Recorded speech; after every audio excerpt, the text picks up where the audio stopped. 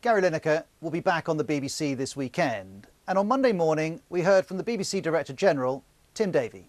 We have got to a point where we've agreed how to go forward and protect the BBC's impartiality. That's what we're doing.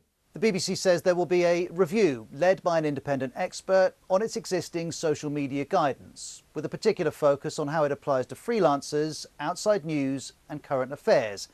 Gary Lineker says he supports this review, but fundamental questions for the BBC remain about Tim Davie's leadership, about his approach to impartiality, about how it came to this. We also heard from Mr. Davie at the weekend.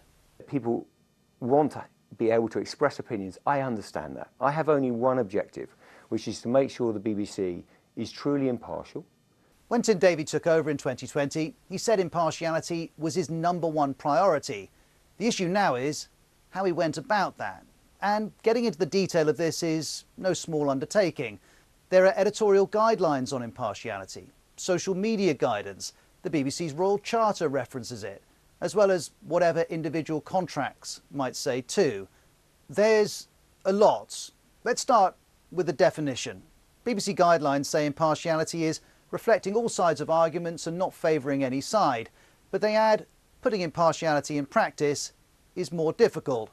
The BBC's giving us a real-time demonstration of that with Gary Lineker, the test case. He's one of the BBC's top earners, but he isn't a news journalist or a politics presenter or BBC staff.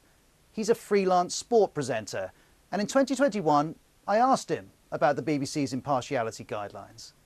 They only apply to people in news and current affairs. I consider myself a freelancer anyway. Gary Lineker also told me this. I've had 2 or 3 conversations with Tim Davie since he's been in, but he's never called me up and said, you can't tweet about that. Unless there was any doubt, he went on. I don't think they could do that anyway. I mean, I'm my own person. Gary Lineker's position couldn't have been clearer. But months earlier, Tim Davie had updated the BBC's social media guidance. It now read, there are also others who are not journalists or involved in factual programming who nevertheless have an additional responsibility to the BBC because of their profile on the BBC. We expect these individuals to avoid taking sides on party political issues or political controversies and to take care when addressing public policy matters.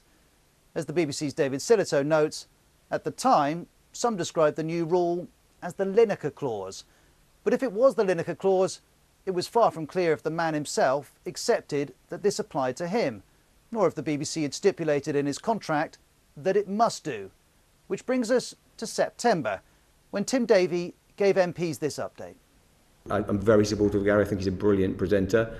And I think it is work in progress in terms of where he draws the line. But we've had a good conversation. I think he understands the guidelines. It was a work in progress. The BBC was saying it knew the matter wasn't settled. Which brings us to last week. Gary Lineker tweeted that the government's small boats policy is beyond awful. He called it immeasurably cruel and said it used language that's not dissimilar to that used by Germany in the 30s. And this is how former BBC Director General Mark Thompson saw that. On the face of it, Gary Lineker's tweet looks like a technical breach of that guideline. The BBC said there was a breach of the guidelines, and Gary Lineker's first tweet does take sides in a political controversy. But this is far from the end of the matter. This was last week. Do you stand by what you said? Sorry? Do you stand by what you said in your tweet? Of course. Gary Lineker has repeatedly said impartiality guidelines don't apply to his tweets. And even this former BBC News executive is confused. Do the BBC's impartiality guidelines apply just to news and current affairs staff, which is what Gary Lineker argues, or actually do they apply to people across the whole of the organisation? That's not at all clear and it needs to be sorted out. Despite this, the BBC acted definitively. It pulled Gary Lineker from Match of the Day, saying he must keep well away from taking sides on party political issues, adding, we've never said Gary should be an opinion-free zone, which raised the question, which opinions are allowed?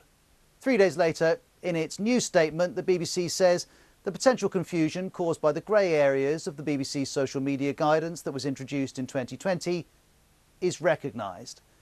And some of that confusion comes from long-term questions about consistency. In 2019, before Tim Davie's new guidelines, Lord Sugar, star of The Apprentice, endorsed Boris Johnson ahead of the general election. He continued to front The Apprentice on BBC One. Or there was a complaint in 2021 about wildlife presenter Chris Packham. He'd objected to an alpaca called Geronimo being euthanised. The BBC said the constraints for a freelance presenter like Chris are not the same as they are for, say, a BBC News or current affairs presenter. That remains true. There are stricter guidelines for news presenters. But, as Channel 4 News' Christian Guru Murphy notes, Tim Davie could have said the same response here. The question is, why didn't he? And that plays into broader questions about political influence at the BBC. Here's another former Director General. The perception out there is going to be that Gary Lineker, a much-loved television presenter, was taken off air after government pressure on a particular issue. The opposition Labour Party goes further and says this isn't just a perception. Somebody has been effectively cancelled as a BBC presenter for expressing a view that the government of the day didn't like. Tim Davie, though, has denied that this was the case.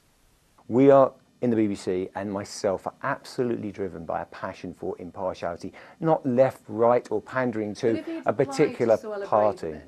But these questions keep coming, not least because of two appointments to the BBC board, both made by the Conservatives. This is Robbie Gibb. He's a non-executive director of the BBC. He was Theresa May's Director of Communications when she was Prime Minister.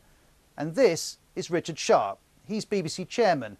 He's donated thousands to the Tories, and his appointment process is now subject to a review after it emerged that before being appointed, he'd helped facilitate a loan for the then Prime Minister, Boris Johnson.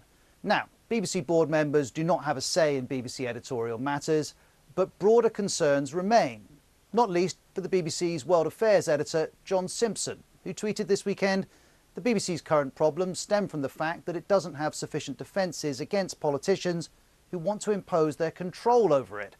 Or there's the former head of BBC TV News, Roger Mosey, who argues by removing Lineker from Match of the Day, it looks as if the BBC has given in to one side of the culture war.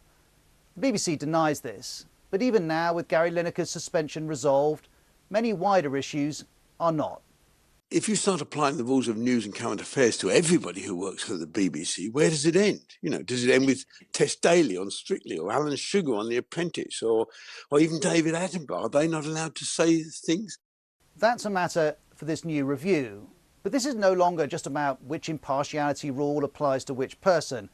It's about politics, about leadership, and about whether, in the 21st century, it makes sense to stop people saying what they believe. Because while this saga has forced the BBC to review how its impartiality works, it's also shown us that it may need to make the case for impartiality all over again.